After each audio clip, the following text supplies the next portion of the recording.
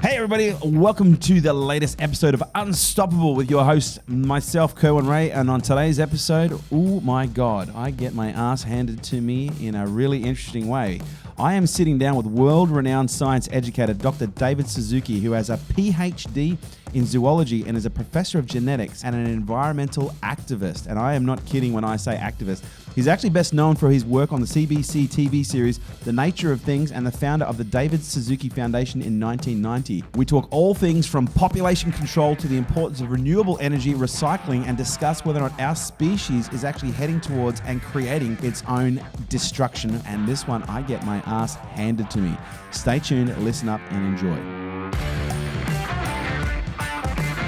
Dr. David Suzuki, thank you for joining us. Oh, thanks for coming. No, it's an absolute pleasure to be here. First of all, I love your city. Vancouver is a beautiful city. That's why I've stayed in the same house for 45 years. Is that right? Yeah. Wow, that's incredible. So for people who perhaps don't know about you, and there's probably not very many people that haven't either seen your face on TV or heard of the work that you've done, why don't you tell the listeners who are listening at home and watching these videos, who is Dr. David Suzuki, and what is your story? Well, I think if you want to look at a few key things, I was born in Vancouver in 1936.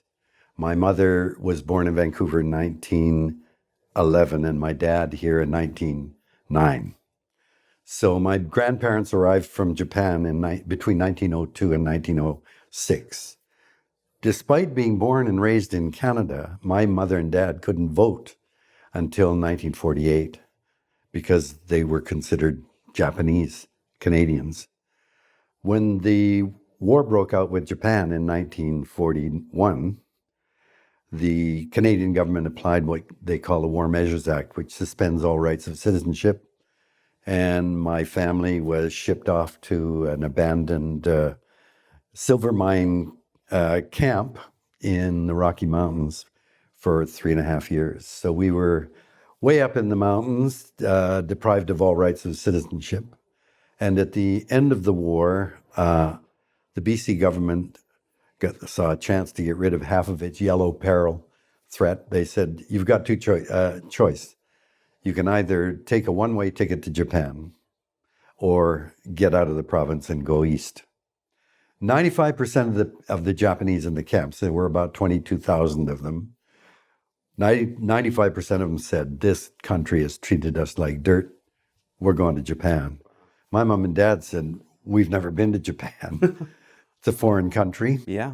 We're staying. And so we got kicked out right away. And I ended up in central Ontario. What it did is it dispersed what was a Japanese ghetto here in BC. Okay. It dispersed us. But of course, the ends never justify the means. And we were destitute at that time. And my dad said, in order to survive in this country, two things. You have to work 10 times harder than any white man. Fortunately, that wasn't hard. And the second thing was education. So his biggest threat to me, if he was pissed off at me, was, I'm going to pull you out of school and put you to work. That was terrifying to me. Right. So school education was really important. And so you value that from a very young age. Yeah, that's in a lot of Asian traditions are, value education. So off we went. I ended up getting a big scholarship to go to a college in the United States, and I'm ever grateful to Americans for that. Got my education and then realized, now this is an important lesson. This is a long intro, I'm sorry. No, this is fantastic. I was in my last year in college in 1957, a small liberal arts school in Massachusetts called Amherst College. And on October 4th, 1957, I'll bet you have no idea what happened then. No, it was 2 days after my birthday. I wasn't born quite yet. The Soviet Union launched Sputnik. Right.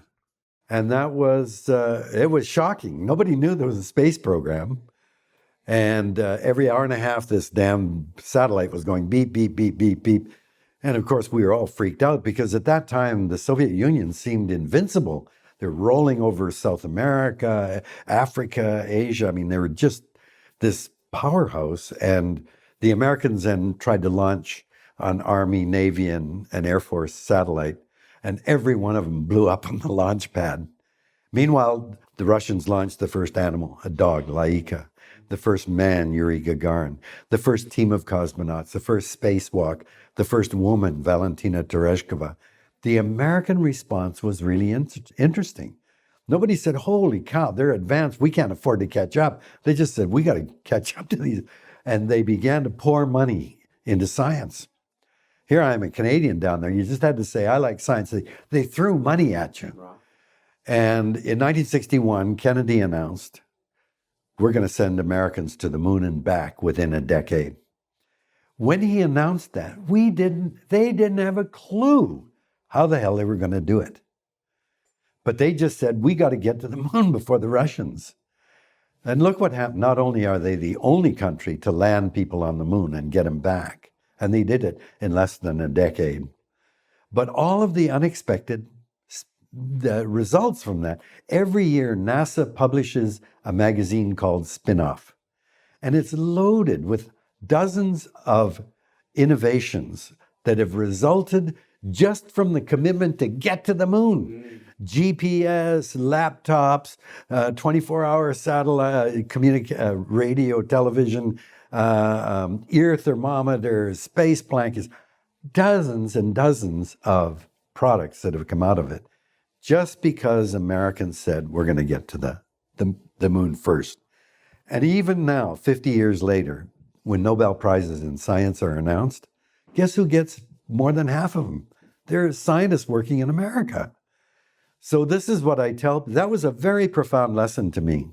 The important thing to try to achieve anything is make the commitment that this is what we've got to do. This is what we're arguing in Canada now. Our government went to Paris 2 years ago, signed the Paris Agreement to keep temperature from rising above 2 degrees. That was a great thing.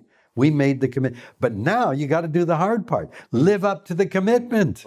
No more explorations. We got to leave 85% of the known reserves in the ground. Stop all talk about pipelines or expanding coal terminals. All of that's got to be shut down. And we've got to get on with renewable energy. But now we're kind of, oh, well, I don't know if we can do that. It's going to cost money. And so we failed to gain the lesson that we learned when the Soviet Union launched Sputnik. You make the commitment and things will happen that you can't predict. So you've always had an interest in nature, and I take it that was from your time in the Rocky Mountains. Well, that's the ironic thing, of course. The funny thing is, most of the kids at my age, their parents had come from Japan, so they were fluently bilingual. My parents were born in Canada. They were bilingual. They spoke Japanese, but they always spoke English at home. Right. So I couldn't speak Japanese. So the Japanese kids in the camp beat me up. So I didn't want to play with them. And we were in a place way up in the Rocky Mountains that's now a park, Valhalla Provincial Park. Right. So I spent all my time in the mountains. We had no school for 18 months. Wow. There were no teachers. How old were you at this point? I was 6. Okay, wow. But I wandered.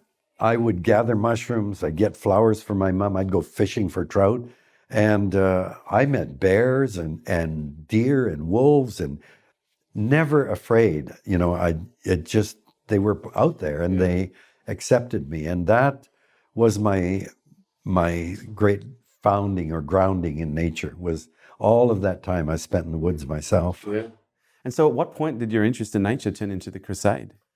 Well, good question.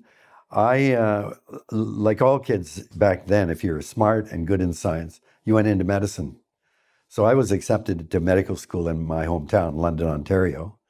But in my last year in college, I had to take genetics. I was an honor student in biology. And I just fell madly in love with genetics. I told the medical school, I'm not coming. My mother cried for months. My son turned down a chance to be a medical doctor so he could study fruit flies. And so I went into genetics. I came back to become a hotshot geneticist in 1962. And I came back despite jobs at that time they were just all over I never even looked for a job in the United States. Got a job offer at Stanford, job offer at the University of California. I mean, there were just jobs everywhere if you had a PhD. But I said, I want to go home. I want to go home, even though Canada had treated us very badly. Americans are obsessed with money. And I didn't like that. In Canada, we had Medicare. We had a socialist party that was a perfectly legitimate party. In the States, they would have been branded commies.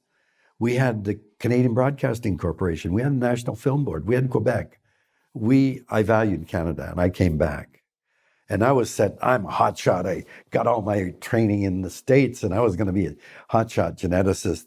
And a woman came along, and story of my life. Yeah. Most cases, it was a disaster, but I never met her. But in 1962, a woman named Rachel Carson published a book called Silent Spring. And that just changed my life. You have to remember, after World War II, the world seemed wonderful. Scientists were there. People were moving to the suburbs, the American way of life. Everybody had a house and a car. And we just thought science and technology were wonderful. DDT, the guy that found DDT kills insects, won a Nobel Prize. Rachel Carson's book said, wait a minute now, we're very clever, but you don't get anything for nothing. DDT is killing fish. It's killing birds. It's affecting people. You got to think, well, the scientific community attacked her like you wouldn't believe. Wow. And one of the companies that went after her, it's disgraceful, was Monsanto.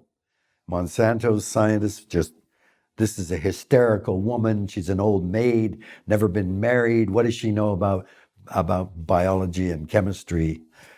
But Rachel Carson was the major hero. What was that book again? Silent Spring. Silent Spring. All about the unexpected effect of pesticides. Right. And that was the start of the environmental movement. Wow. She died 2 years later of cancer that many people are convinced was caused by pesticides. Really? Yeah. So that kind of leads us to probably the most obvious question to ask you. What is the current state of global warming right now? Well, I did my first program on climate change. We called it global warming back then, in 1988. And I remember vividly writing the script and saying, this is a slow motion catastrophe. And I thought it would kick in maybe 60, 70 years. I was more focused on forestry issues, on ocean overfishing, on toxic pollution. And climate change, I really thought that's long distance. But in 1989, I went to Australia for the first time. And there was an organization there that had just been set up called the Commission for the Future. It was a body outside of government, and it was supposed to look at what are the long-term implications of the way science and technology.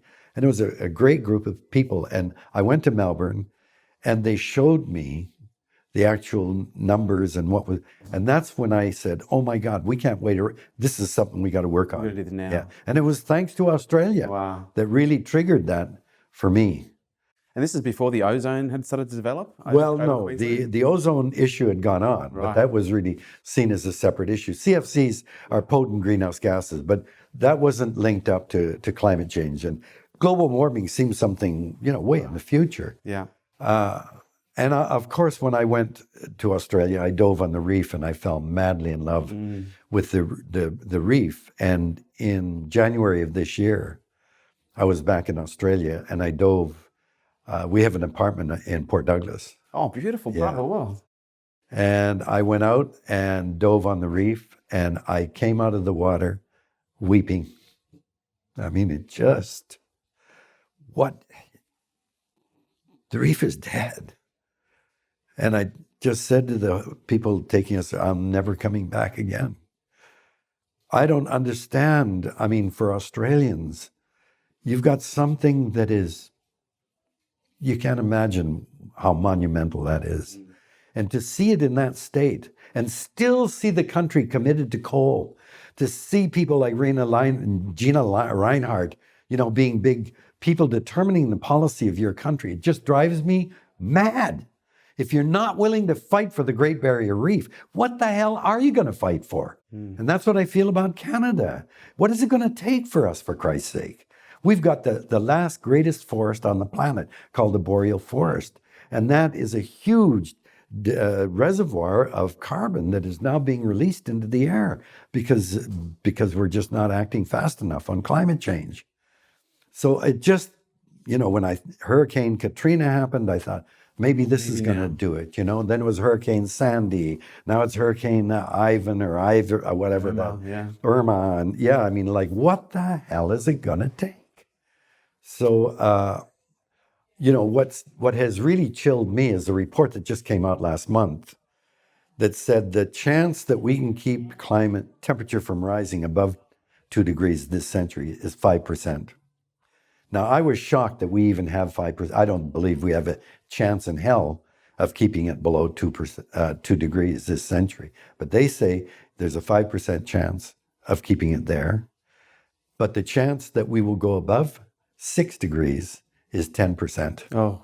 So we got twice as much probability we're going to go above 6 degrees. We're currently on a trajectory to hit over 4 degrees. This is, to me, 2 degrees is catastrophic. I can't imagine the world with a 4-degree rise, let alone a 6-degree rise.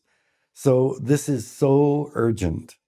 And it's leading climatologists, scientists that are telling us it's very late. I mean, I saw Sir Martin Rees, the royal astronomer in Britain, was asked on BBC a few years ago, what are the chances there'll be any humans left by the end of this century, 21st century? And his answer was 50-50. 50-50 chance we'll still be here? That shocked me. James Lovelock, the man who coined this idea of Gaia, the collective of all life on Earth, wrote a book saying over 90% of all humanity will be gone by the end of the century. And your man, Clive Hamilton, one of the eminent eco-philosophers in the world, wrote a book, Requiem for a Species. And we're the species it's a requiem for. So, you know, we've got a number of people who are saying it's too late. These are scientists.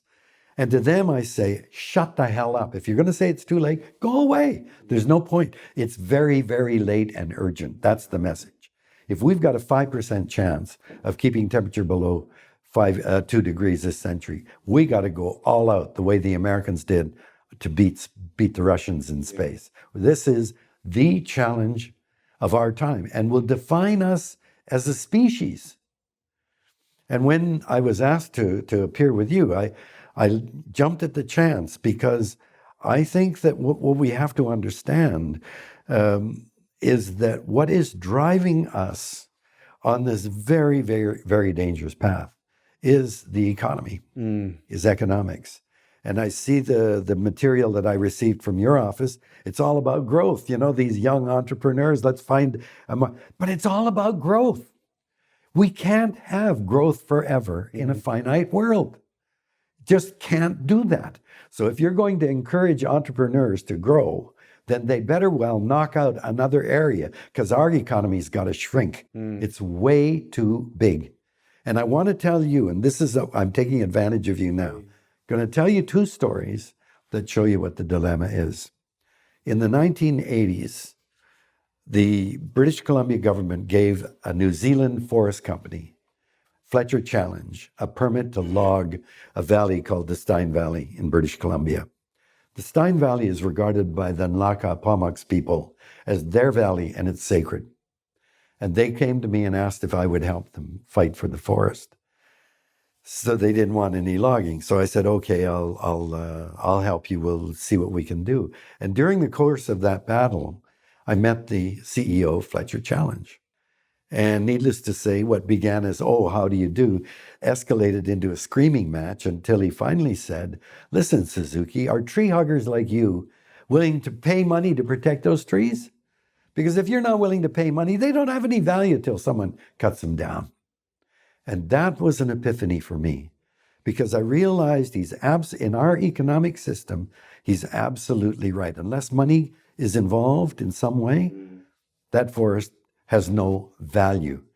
And I said to him, but to the Nlaka people, that valley is sacred. In all of your economic discussions, where do you put what is sacred? You have no value. So that means in the economic system, that which is sacred is worthless because there's no money involved in something sacred. And then I said, the problem is that forest, as long as it's intact, is taking carbon out of the air and putting oxygen back in. Not a bad service for an animal like us. You know what economists say when you cut the trees down and you lose that? Oh, that's an externality. It's not relevant to the economy. The trees are pumping water out of the ground, modulating weather and climate. It's irrelevant. The trees hold the soil, so when it rains, the soil doesn't run and spoil the salmon spawning grounds.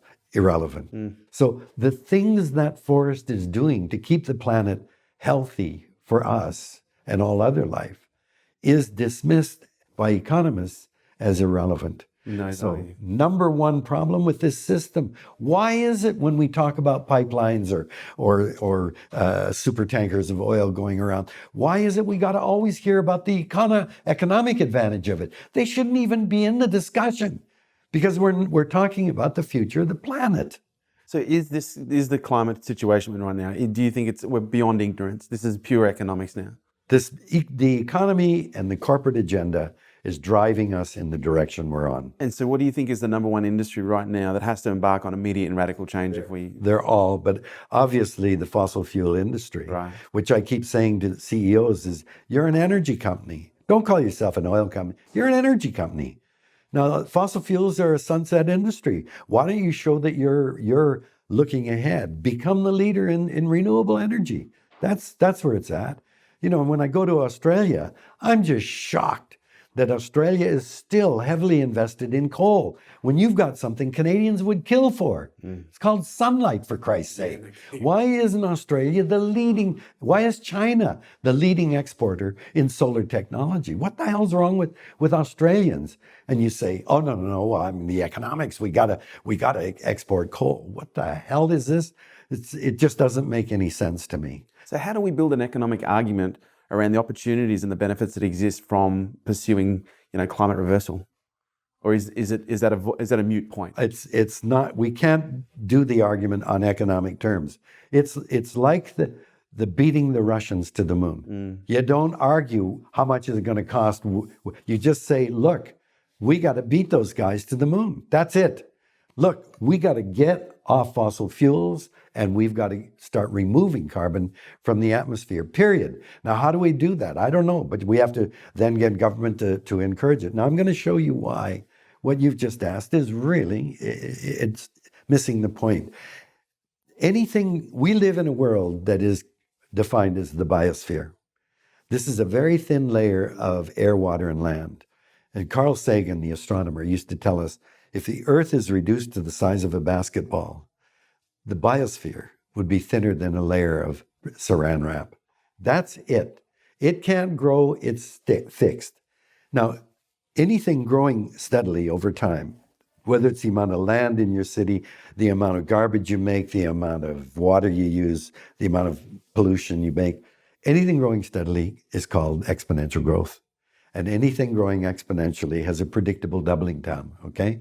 So if it's growing at 1% a year, it will double in 70 years, 2%, 35 years, 3%, 24 years. So that's exponential growth. Now I'm going to give you a system analogous to the planet. That's a test tube full of food for bacteria. That's the world. And I'm going to put one bacterium in it. That's us. And it's going to go into exponential growth. So when I introduce the bacterium, there's one bacterium. 1 minute later, there are two. 2 minutes later, there are 4. 3 minutes, 8. That's exponential growth, okay? Doubling every minute. 60 minutes, the test tube's completely full of bacteria and there's no food left. So we've got a 60-minute growth cycle. When is the test tube only half full? 59 minutes. All right. 59 minutes, it's half full. All right. 58 minutes, Right, yeah. it's 25% full. Yeah. At 55 minutes of a 60-minute cycle, it's 3% full.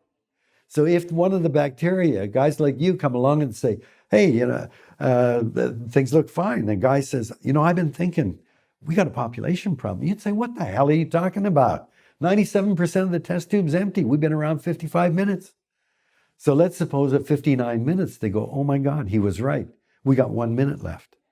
What are we going to do? Well, we need a mega project. Don't give it to those economists. Give money to those scientists. And in less than a minute, they invent 3 test tubes full of food for bacteria. So that would be like finding 3 more planets that we could inhabit immediately. So they're saved, right? Quadruple the amount of food. So 60 minutes, the first test tube's full. 61 minutes, the second's full. 62 minutes, all four are full. By quadrupling the amount of food and space, you buy 2 extra minutes. So what is all this crap about? We got to have growth. We got to have growth. Every scientist I've talked to says we're already past the 59th minute. We're way beyond the capacity of this planet to sustain us. And people get mad at me. They say, how dare you say that? Look at our stores filled with stuff. Look at our people are healthier. We're living longer.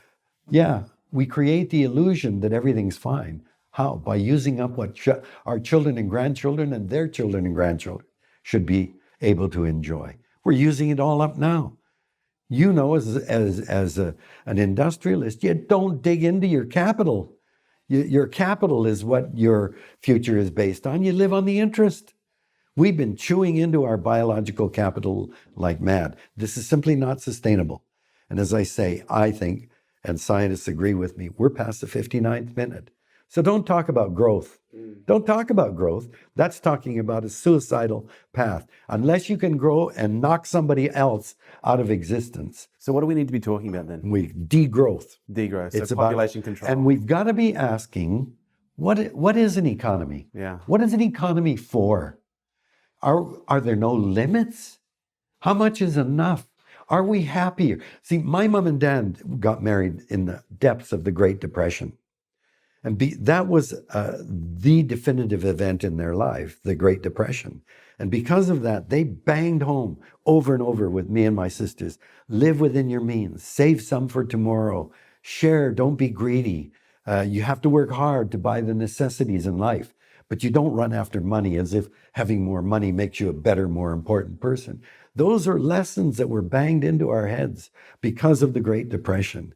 Now, you try going into Walmart's, hailed as this great success story, and ask yourself, in all that stuff in Walmart's, how much of it is a necessity?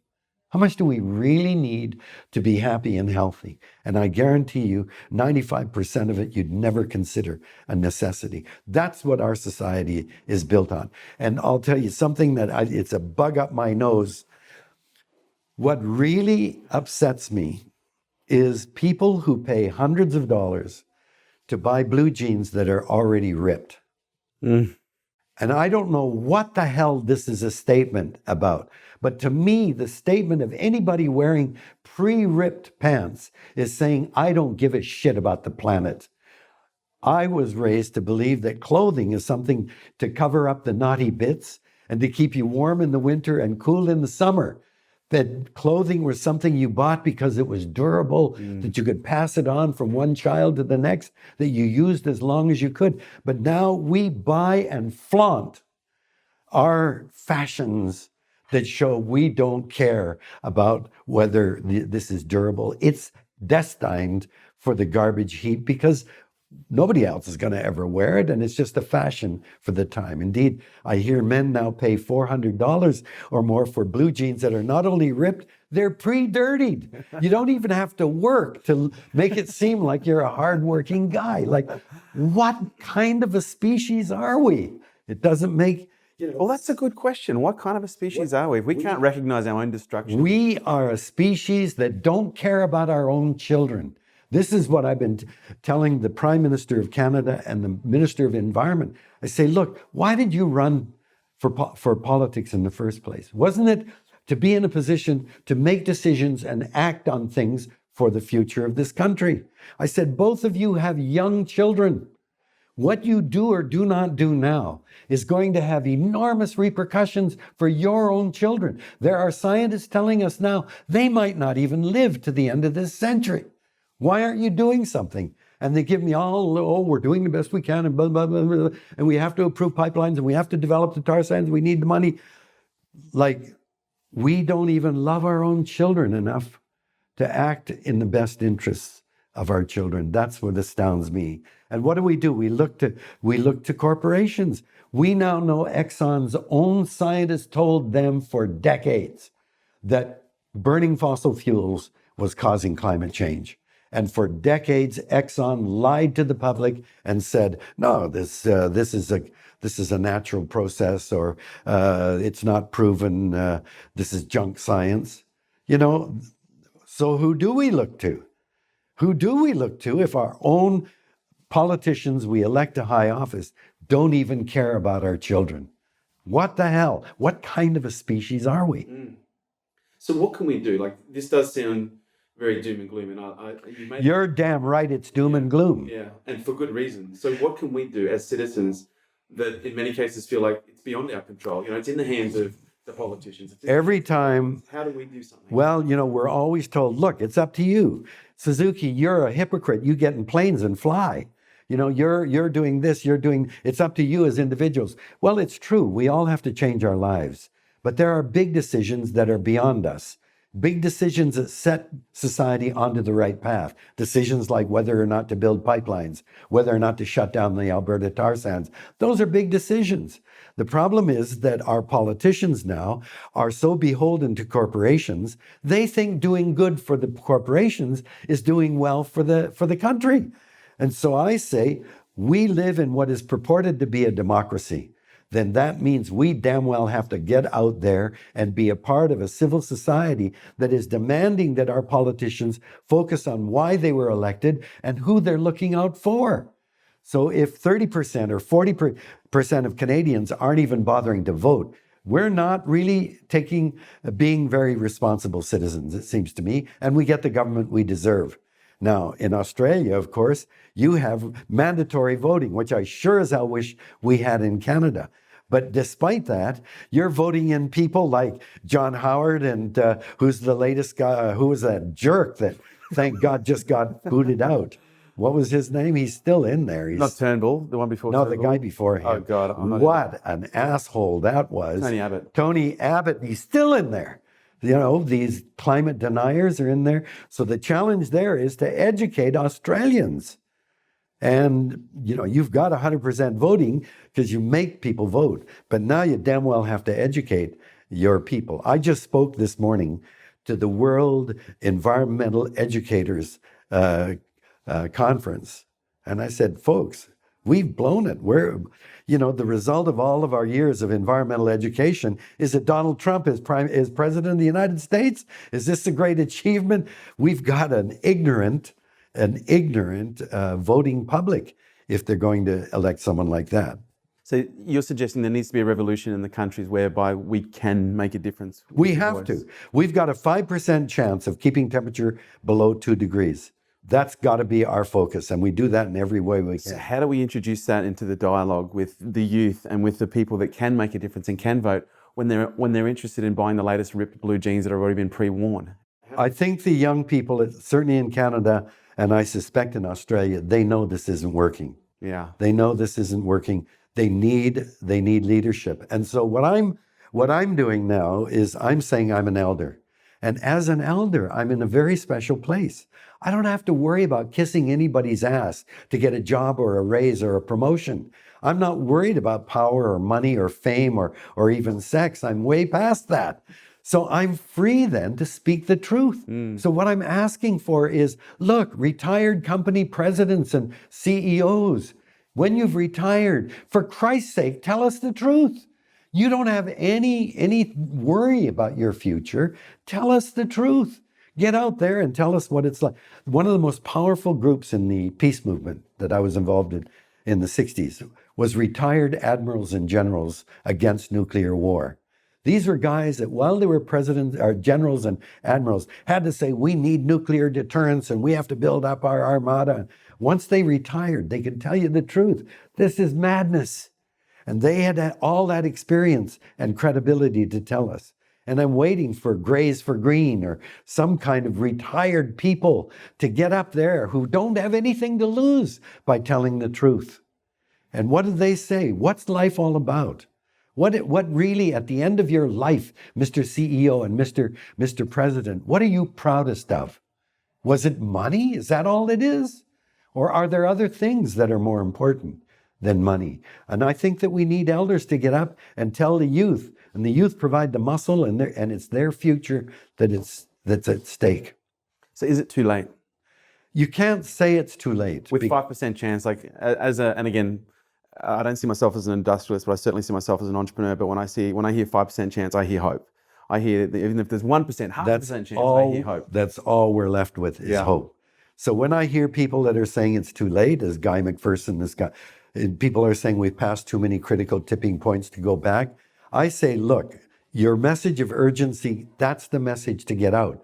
Because even if it is too late, we're not going to stop. You're just going to say, oh, well, what the hell? The planet's going to hell.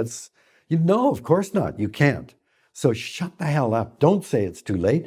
And I say, we don't know enough to say it's too late. Yeah. You've got to have hope. Now, the hope I cling to is not based on some Pollyanna-ish idea. Oh, well, don't worry, things. No, it's based on reality. The most prized species of salmon in the world is called a sockeye salmon. And this is a species, the flesh is bright red and oily. It's a great fish, right? The biggest run of sockeye in the world is in the Fraser River here in British Columbia. And we like to get 20 to 30 million sockeye coming back in their run. In 2009, we got just over 1 million sockeye coming back. And I vividly remember turning to my wife and I said, that's it, they've had it. There isn't enough biomass to get them up to the spawning beds. I said, the sockeye are gone. 1 year later, we got the biggest run of sockeye in 100 years. So I say this not to show how stupid I am. No. We've got a royal commission trying to find out what the hell's going on. But nature shocked us. And I believe that nature has many, many more surprises. Some of them not so great. But I think she will be far more generous than we deserve. We've got to pull back. We've got to protect every bit of nature we've got left and work like hell to cut our ecological footprint and try to restore nature. We've got to regreen the planet. This is the opportunity we have, but it's a very narrow window. But you always have to have hope because we've got our children and grandchildren whose future is at stake. And this is impacting me quite significantly. I've got a three and a half year old. Well, there it is. You know, this is certainly hitting home. I said to Tim Flannery, Tim Flannery, I said, he just got remarried and had a kid. And I'm going, oh my God, you know what you've got. Is there any room for technology Yes, of course. introduced to be able to, essentially help us combat some of these effects? There is enormous opportunity. We need things, not just alternatives to the current energy problem. We're going to need technology to begin to reduce the carbon and methane in the atmosphere. Is that a conversation that we should be pointing industrialists towards? Because if people are driven by economics, and if we can't change that perspective, radically and quickly, should we be looking for ways to be able to ignite the conversation around the economics of technology that could perhaps bring The us only back? problem is that we always have to be aware that we don't know enough to anticipate the negative consequences of technology. That's what Rachel Carson did with pesticides. How can we be careful if we didn't even know there was a thing called biomagnification up the food chain? We didn't know about that. When atomic bombs were dropped on Japan, we didn't know there was radioactive fallout. That was discovered years later. When CFCs were first used in huge quantities, we didn't know in the upper atmosphere chlorine would be broken off and scavenge ozone. So over and over again, our knowledge is too limited to anticipate all of the consequences. And yet we're jumping into nanotechnology, into artificial intelligence, genetic engineering, and now people are saying, whoa, we've got climate is running away. Geoengineering. We've already screwed up the planet. And we want to have more technology by taking over the whole atmosphere and engineering it to keep it from heating up too much. This is madness. This is absolute madness. I say that we need new technology, but it's got to be technology done with great humility and care. And I believe the guiding principle of technology has got to be what's called biomimicry. Rather than overwhelming nature with how smart we are, we've got to look to nature and say, gee, nature, you've dealt with many of the same problems we have. How do you find a mate? How do you reproduce? Where do you find food? What do you do when you get sick? What happens with parasites? Every species has had even bacteria get viral infections. And we all develop solutions to that. Well, maybe we should follow how nature does things to avoid getting into these big difficulties. So, I always say... Well, is this the world's way of, essentially getting rid of bacteria? Like if if we look at the world, Gaia, as an organism, as its own organism in itself, with numerous multiple interwoven complex parts, it's starting to heat up. It's as if the planet is having It's got a fever. And when we have a temperature, our body heats to a level that in many cases Kills will the kill off the bacteria. bacteria. That's right. So is what we're experiencing perhaps not necessarily annihilation of the Earth? I think that's what you actually said in the first part of our conversation. Is what we're experiencing not necessarily the annihilation of Earth, but the potential annihilation of mankind, so Earth can rehabilitate? Yes. I mean, I don't think that there's any conscious consequence of what's going on. It's just the way that Gaia works is all of these systems are operating, and when something changes, an ice age or whatever, there are compensatory mechanisms. Life carries on. The extinction is natural. 99.9999% of all species that have ever existed are extinct. So the Earth is not going to be annihilated. The Earth is going to do fine. Got along fine without us. It's not, the biosphere is kind of being disturbed by us, but long after we're gone, the Earth will still be here, and whatever is here will be here. Do you think maybe that's what's required, like an event that wipes out a huge portion of populations in order for the Earth to rebuild and for us to do it again, but perhaps in a more intelligent? Well, no, if there's that kind of catastrophic event, we're not going to be around. We're at the apex. We're at the top. When you have an extinction crisis, all the apex, the top species, they're the most vulnerable. We're gone. It'll be insects, fungi, bacteria. I mean, and I have no doubt that life will again flourish. But if we look at the past 5 episodes of major extinction, where 80, 90% of species disappear, it takes 10 to 20 million years before you build up again in terms of diversity and so on. So we've changed. We are the major force changing the chemical, physical, and biological properties of the planet. The biosphere is going to take many millions of years to recover in terms of the diversity and all that. But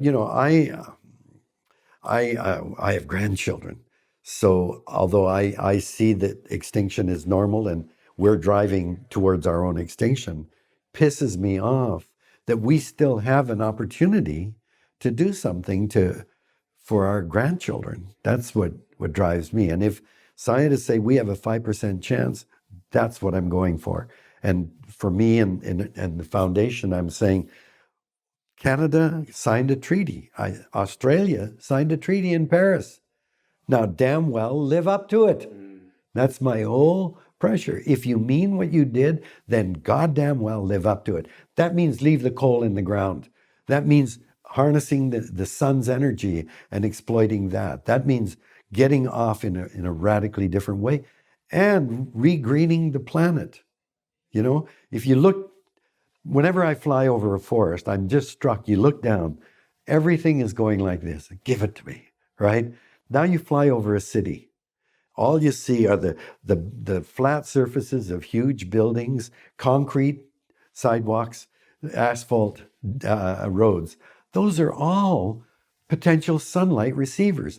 Now, France is building a 1,000-kilometer highway that's a complete solar panel. That solar panel will feed hundreds of thousands of homes with energy. In Freiburg in Germany, they've got a whole subdivision where each house actually makes money by putting energy back onto the grid. They put more energy on than they receive. And so they actually make money by making green energy. This is a kind of thing that we've got to start doing. And there is entrepreneurial opportunity. But entrepreneurialism has got to be driven with the understanding that must not come at the expense of the things that matter. So this is a very long interview. I know I want to tell you one more story because it's a very important one. We've been fighting the Alberta tar sands now for many years, and we believe it has to be stopped and shut down. So 4 years ago, I get a phone call, and it's the CEO of one of the largest oil companies in the tar sands.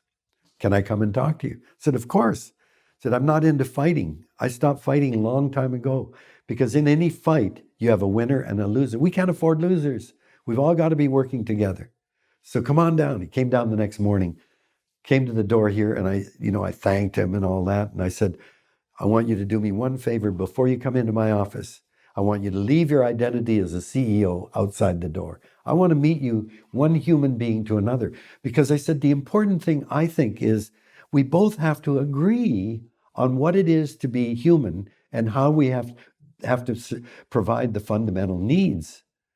Then we can talk about your company or whatever. But I want to find out, where do we agree? Now, this blew him away because that's not why he came down. But to his credit, I could tell from his body language, he did not want to do this. But he came in and sat down. I said, look, I'm sorry. I know this isn't why you came, but this is what I'm thinking. I said, we live in a world that is shaped and constrained by laws of nature. And there's nothing you can do about it. You have to live within it. I said, physics tells you that you can't build a rocket that will travel faster than the speed of light. You know that. That the law of gravity says if I trip on this rock, I'm going to hit my head on the ground. That's gravity. And the first and second law of thermodynamics tells you you can't build a perpetual motion machine. Those are all laws of physics, and it's crazy to try to beat them. So chemistry, the atomic property of the elements, determines the melting point, the freezing point, the reaction rates and diffusion constants. That's all determined by the properties of the atoms, of the elements. And chemists can tell you what we can or cannot make in a test tube. We live with that. And biology, it's the same. Every species has a maximum number that can be achieved. And that's dictated by what's called the carrying capacity of an ecosystem or habitat. Exceed that number and your population will crash. Well, we're not confined to ecosystems because we're smart, we adapt, but we live within the biosphere, and there is only a certain maximum number that can be sustained, and we're long past that. The carrying capacity is determined by both the number of humans there are and the amount per person that we use. And we're way over the ability of the planet to sustain us. And we do that by using up our children's legacy. So, and biology dictates that we are animals. I never realized how controversial that is. I gave a talk in Austin, Texas in the 1990s to the first annual meeting of the Green Builders. And there were 3,000 people, a lot of kids. And I said, now kids, if you remember one thing from my speech, remember we are animals. My God, did the parents get pissed off at me? This woman came up, she was mad. Don't call my daughter an animal, we're human beings. And I said, madam, I'm really sorry, but if your daughter isn't an animal, is she a plant? Because we're one or the other. And as an animal, I said, Mr. CEO, what is the most important thing that we need? And instead, any child would tell you, but he's going, well, and I knew right away he's thinking jobs, money. I said, look, if you don't have air for 3 minutes, you're dead. If you have to breathe polluted air, you're sick. So, Mr. CEO, would you agree with me? Clean air should be regarded as sacred. It's something that we all should have a responsibility to protect. And then I said, you and I, we're 60 to 70% water. We're just basically a blob of water with enough organic thickener added. We don't dribble away on the floor, but our bodies leak water, right? Skin and our eyes and our crotch, and we lose water. I said, Mr. CEO, if you don't have water for 4 to 6 days, you're dead. If you have to drink contaminated water, you're sick. So clean water should be sacred. And we have a responsibility to protect that. And then with food, we can last 4 to 6 weeks, but eventually we die. Every bit of the food we eat was once alive, plants and animals, and most of it grows in the soil. So would you agree that clean food and soil is up there with clean water and clean air? And then I said, all of the energy in our bodies that we need to grow and move and reproduce, all of the energy in wood and dung and peat, oil, coal and gas, all of that is sunlight.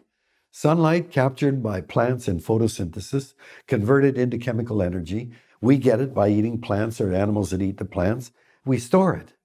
When we need to move or work or reproduce or grow, we burn those molecules and liberate the energy of the sun back out in our bodies. So photosynthesis joins clean soil, clean air, and clean water. And then I said, the miracle to me of life on Earth is those 4 things that indigenous people call earth, air, fire, and water. Those 4 sacred elements are cleansed, replenished, created by life. It's all of the plants that are capturing sunlight and letting us store it. It's all the plants taking carbon out of the air and putting oxygen back in it. Before there were plants, there was no oxygen in the atmosphere. Plants create the oxygen. It's soil, fungi, and bacteria that filter the water when it falls on land. In Vancouver, you're drinking water out of 3 watersheds surrounded by old-growth rainforest.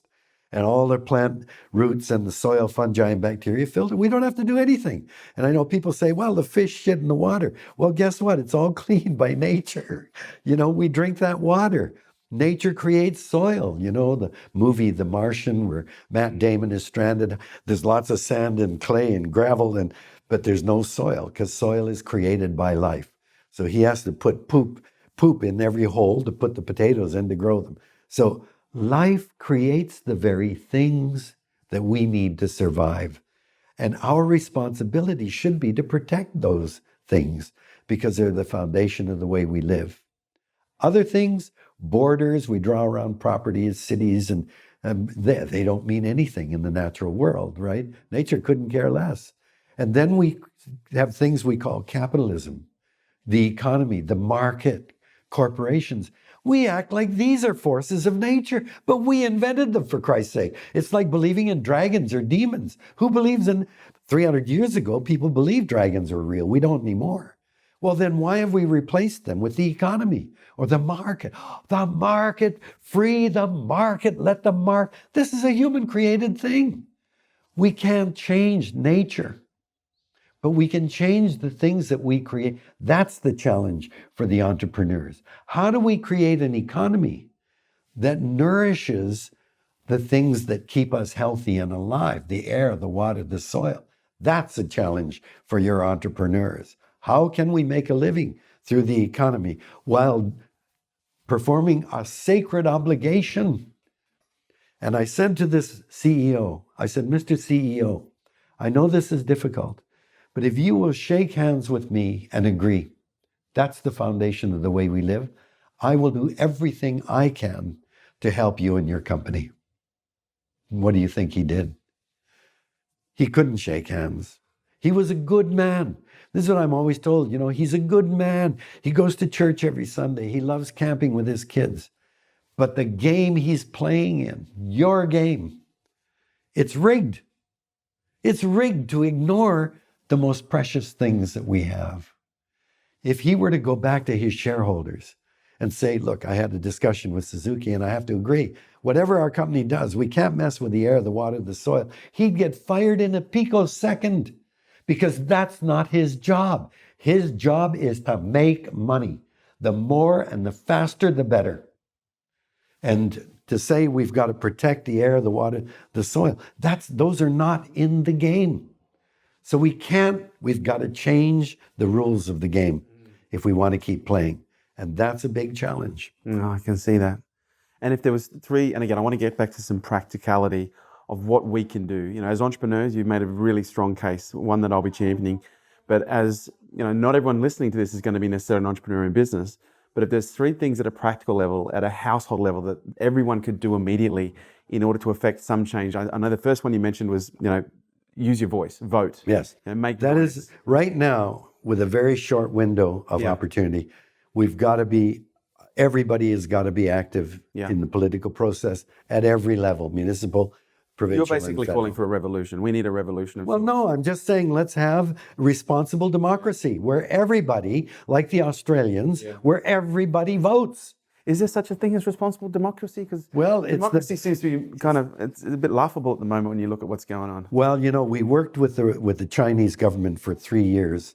There is an area in Tibet, a big area the size of Italy, that is the source of 4 of the great rivers, the Salween, the Brahmaputra, the Yangtze. There are 4 great rivers coming out of this area, and they're logging the hell out of it. So we worked for 3 years going to meet with officials and drinking and negotiating and then after they trusted us, we were saying there are alternatives to logging. They understood that logging in the upper waters caused floods and all kinds of shit downstream. So we convinced them that we had economic alternatives. They said, okay, we agree.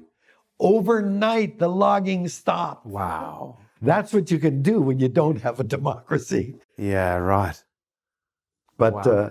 I prefer a democracy. I'm sorry, No, and okay, I I understand. really believe that. But it's only as good as The people how that are much running people are going to be involved in it. And right now, we're not. So step one, we need Step to use one, voice. We need to vote. We need And to then vote with and it's that's- not necessarily. And again, this is a huge mind shift. We're not voting necessarily with the planet in mind. We're voting with humanity in mind. Absolutely. What's the second thing we can do? Well, of course, we have to live in a very different way. Yeah. And that is, I think that one of the major issue we have to confront in the developed world, in the industrialized world, is we are the hyper consumers on the planet. If every country in the world wanted to live the way we do in Canada and Australia, we're hooped many times over. We are the I know population's a big issue in Australia. You're already way overpopulated. Why? Because of your hyperconsumption. There is no way that Australia can support, what do you have, 18 million? 23. 23 million. Yeah. There's no way that 23 million could live within the boundaries of Australia. You can't. You depend on the global economy. So the reach of Australia is you can live very high in your big cities because you're using the whole world to get your goods and sell your stuff and all that. We've got to be much more locally based. We've got to eat local. We preferably buy local. But the big challenge is, for Christ's sake, think hard about whenever you spend money. If you go out to buy a cotton shirt, very few people know that cotton is probably the most chemically intensive crop we grow. And if you look at areas like in Eurasia, where they've got the biggest cotton growing area, and look at the impact that that's had on the rivers and lakes, on the people, it's been absolutely catastrophic. We just think, I want a cotton shirt, and I put my money down, I want a logo on it, and off we go. But just buying that cotton shirt has reverberations that ripple out. And we've got to be much more thoughtful about the way that when you buy a car, there's a lot of metals there. Mining, again, is one of the most destructive things that we do. And we've got to ask, where are the metals coming from? What is the impact of mining and their ecosystems on the people? We've got to be much more thoughtful of everything that we use. That's a really big ask. That's great. So 2 is consumption. Yeah. Look at what we're consuming. Yeah. Become minimalist in our consumption. And then I think it's working very, very hard to create community. I believe the unit of survival into the future is going to be the community. The community is going to be what shares, support each other, and we're going to find ways of our entertainment, our joy. Everything is going to come from our local area. So put money into building your local community. Right. David Suzuki, Dr. David Suzuki, you are a super humanitarian. I know that word does make you uncomfortable, but if there's one thought that you would like to leave the listeners and the viewers with as we finish the interview, what would it be? Well, to be thoughtful, most of your viewers will be parents or prospective parents or grandparents. And to me, the greatest thing that ever happened to me in my life was when I had my first child. And being a father has been the most rewarding, wonderful thing I've done. And I thought that was it until I had grandchildren. And that is 10 times better because I don't have to spend 24 hours a day. You can give them back. Yeah. But that has just driven me with a really powerful sense of passion and concern, because they are by far the most important things on the planet to me. Well, that's interesting, which leads to a question which you may have already answered, but what is Dr. David Suzuki's purpose? What is it that drives you? Well, it's exactly that. Yeah. I'm at a stage, as I say, when I realized that even my testosterone levels were dropping, oh my God, I thought that's what life was all about. And what I found was that I keep telling my wife, I'm getting smarter. I don't have to think about sex every 5 minutes. Holy cow, I'm going to catch up to you soon, but I mean, being an elder has put a lot of things into perspective. And I can tell you, money and all of the stuff, I see rich people building these gigantic homes and buying very expensive, fancy cars and even planes. Believe me, at the end of your life, that's not what you're going to feel proudest of, or that you contributed to. It's not going to be stuff or money. It's going to be your children and grandchildren. So think about them, please. Dr. David Suzuki, thank you so much for your time. There you have it, guys. Thanks for tuning in to Unstoppable with me, your host, Kerwin Ray. And do me a favor, don't forget to drop me a review on iTunes. Would love to hear what you think. I love reading what you guys have to say. And your reviews make sure we keep creating killer content just like this. If you want to stay up to date with me and all my movements, please jump onto the website, kerwinray.com. And also check us out on social media at Kerwin Ray.